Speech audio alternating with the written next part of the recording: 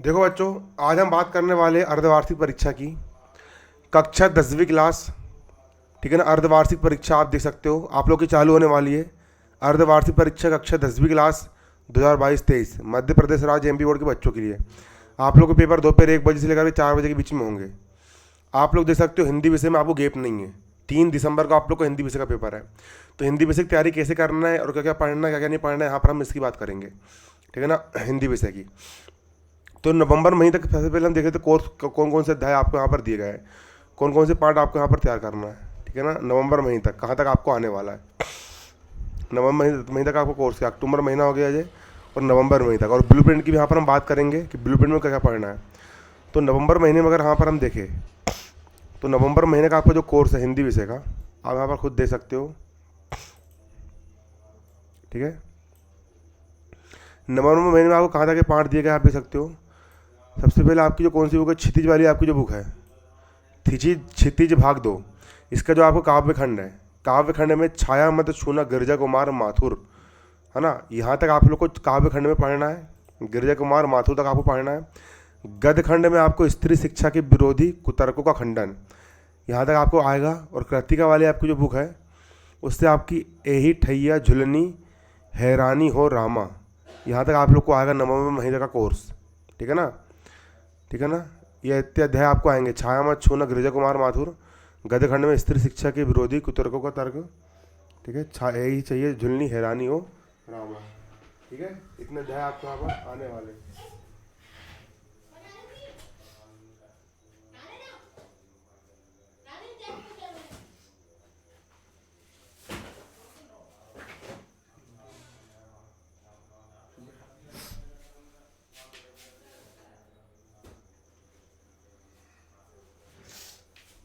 तो इतने अध्याय आपको आने वाले।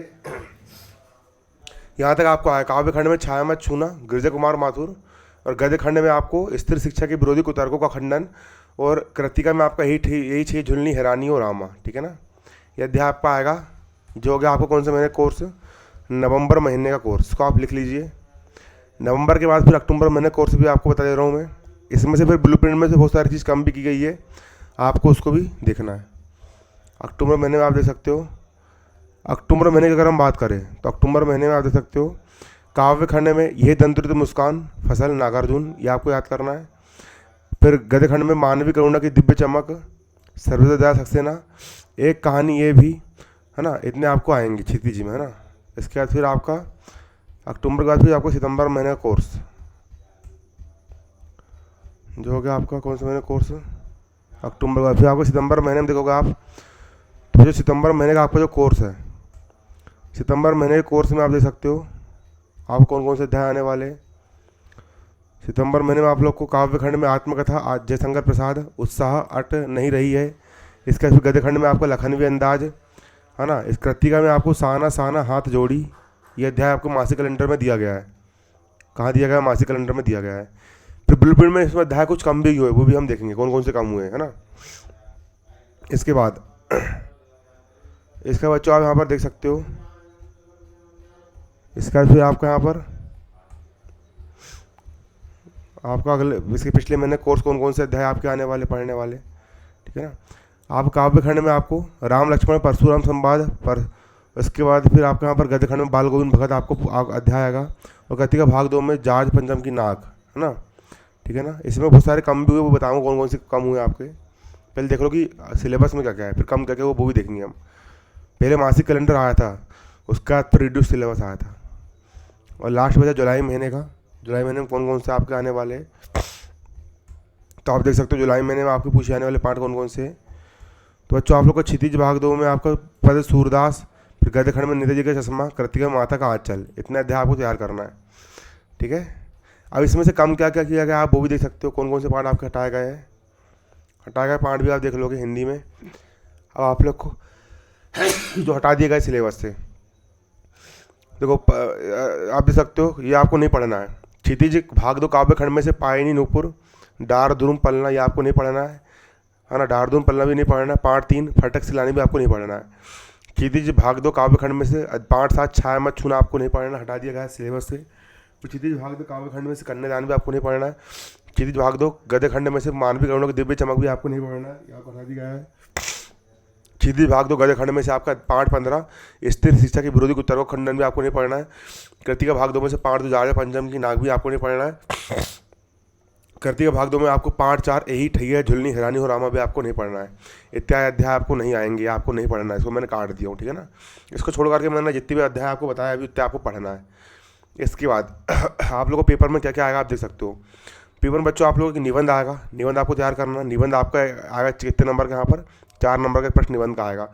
और अनुच्छेद लेखन भी तैयार करना है, संवाद लेखन भी तैयार करना है, विज्ञापन लेखन, सूचना लेखन, इतनी सारी चीज़ें आपको तैयार करना है। ये आपका एक प्रश्न आएगा 3 नंबर, सब अथवा में रहेंगे, ठीक है ना। तो विज्ञापन लेखन, सूचना लेखन, अनुच्छेद लेखन, संवाद लेखन भी आपको आएगा, बता दूँगा कैसे करना है। पत्र आपको पढ़ना है, औपचारिक भी अनौपचारिक भी एक प्रश्न आएगा आपका 4 नंबर का। फिर आपको अपठित काव्यांश और गद्यांश आएगा।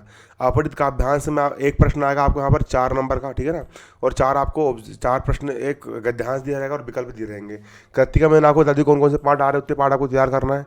इसके बाद भाषा बोध में आपको संधि पढ़ना है, समास पढ़ना है।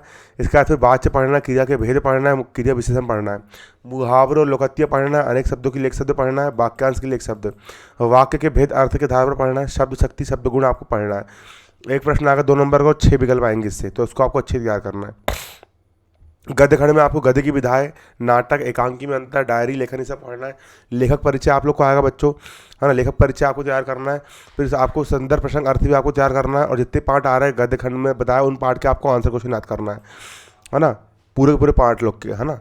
ये ब्लूप्रिंट है आप लोग का ना। एक प्रश्न 3 नंबर का आएगा, 4 प्रश्न आएंगे 2-2 नंबर वाले और 6 विकल्प आएंगे।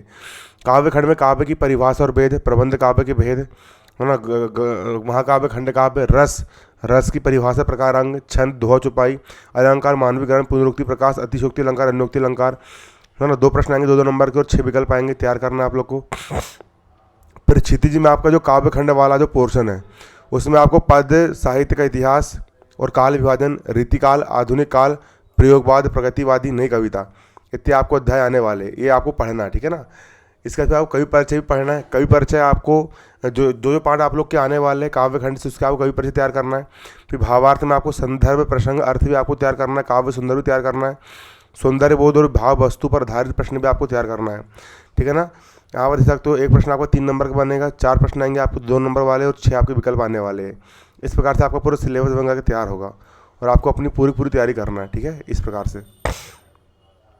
तो आपको पूरा सिलेबस दिया गया, आपको इसी की ब्लूप्रिंट के अकॉर्डिंग आपको तैयारी करना है एक टॉपिक को, है ना। तो इतना आपको पढ़ना पड़ेगा तब आपको नंबर मिलेंगे हिंदी में 75 में 75। आज की वीडियो में इतना ही, धन्यवाद, जय हिंद, जय भारत।